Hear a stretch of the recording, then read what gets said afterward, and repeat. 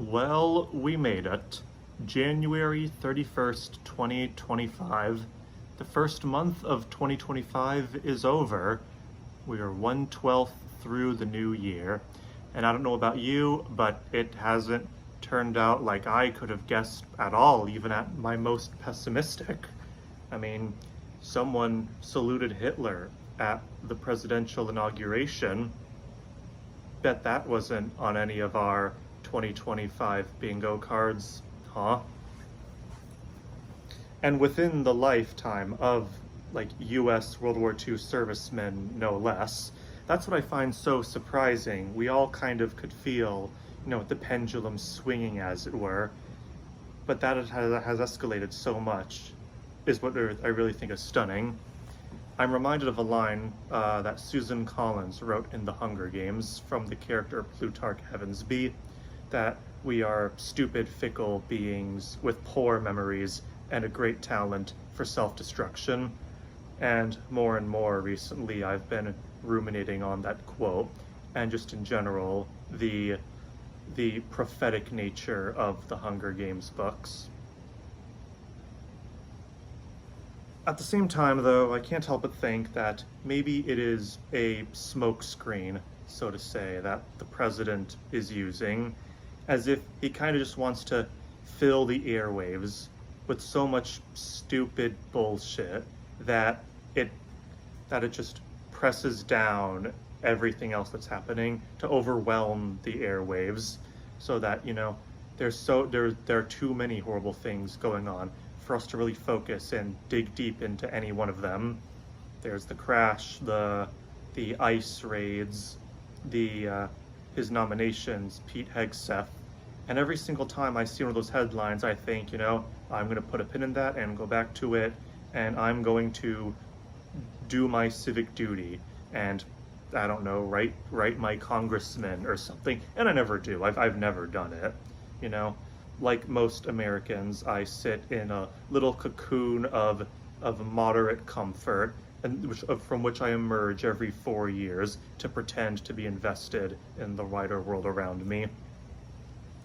The one that really gets me, though, that I can't help but go back to, is the Access Hollywood, I can't control myself around married women. I just grab them by the pussy and they let you do it. And it's just a whole, it's the kind of thing that if you went back 10 or even 20 years and told someone, these are the sorts of things that people can say and still be electable in our country, I don't think they would believe you. It's like when Marty goes back in time and tells Doc, President of the United States in 1985 is Ronald Reagan, and he doesn't believe him. That joke is almost mundane and realistic compared to what we've really seen. What really gets me is how a lot of people talk about that as, oh, it's, locker room talk that he didn't know was being recorded, blah, blah, blah. And I think that's a very weird argument to make, because maybe I'm just weird. Maybe I'm just not a big manly man, but that's just not how, I form thoughts about women, whether I'm alone or not. I'm not some saint or anything, but I don't get that detailed in my internalized misogyny. I don't dwell on it for as long as he did in that recording, but whatever. Let's just say that if you're in high school or in college or whatever, I get it, your brain is still developing.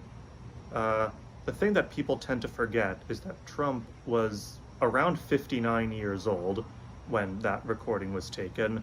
So whatever maturing his brain was going to do, that had done it. He's been downhill since then.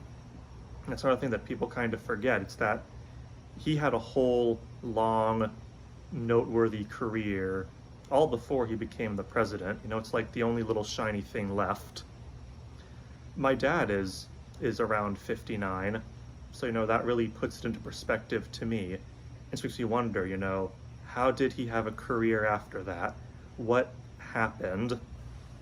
I think that's one reason why a common sentiment I hear is that things don't feel real.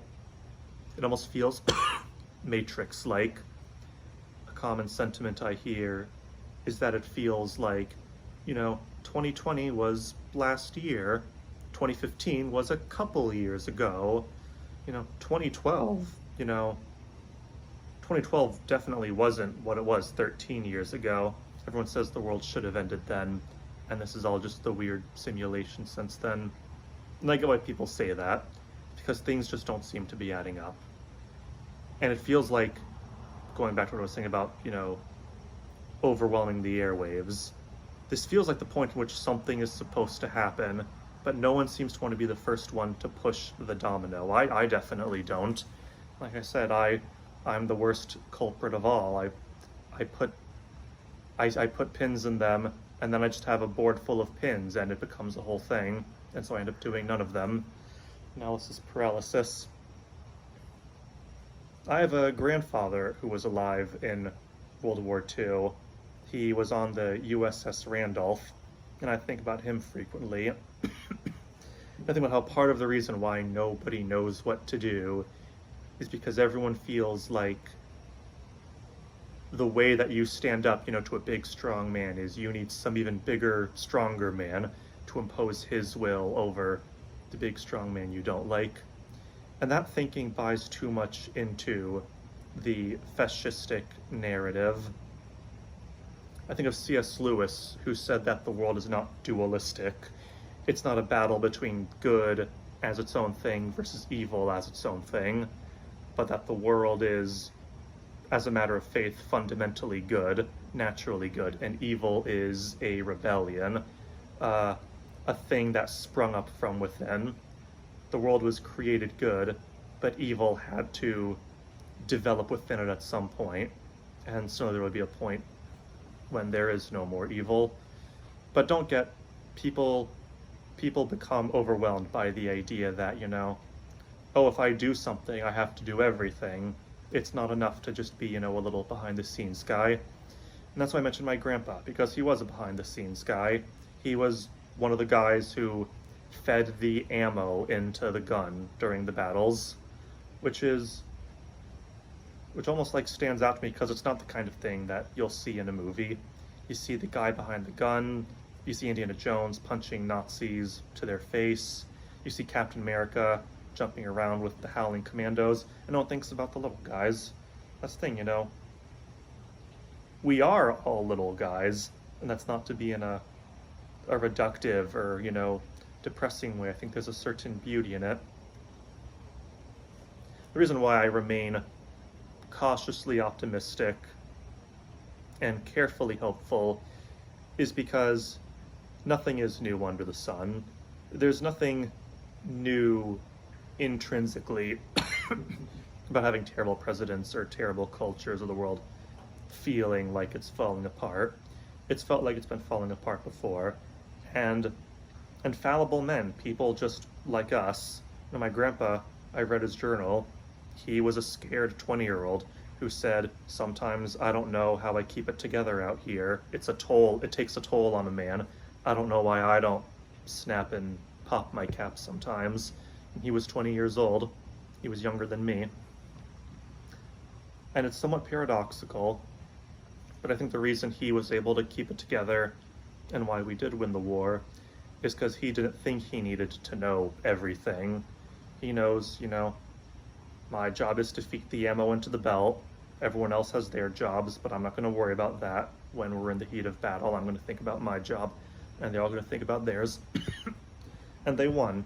They did their part to make our lives, for the most part, better. So what is the thing? What is my feeding the ammo belt into the gun? I don't know. Maybe it's something as simple as just, joining the ACLU. I might do that. I might, sign a petition. People like to rag on, internet activism, slacktivism.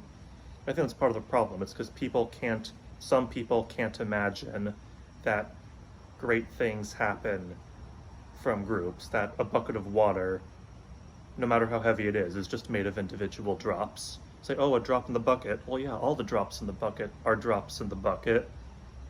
You put enough drops in and you've got a pretty heavy bucket. I don't know, I don't have much else to say beyond that. Just my thoughts that I hope will be of some value to you and will give you some sense that there is an end, that we might not see, that our names might not be written on a wall someday, but our work will have a meaning. That those who plant dates will not eat dates. And that's all for this January 2025.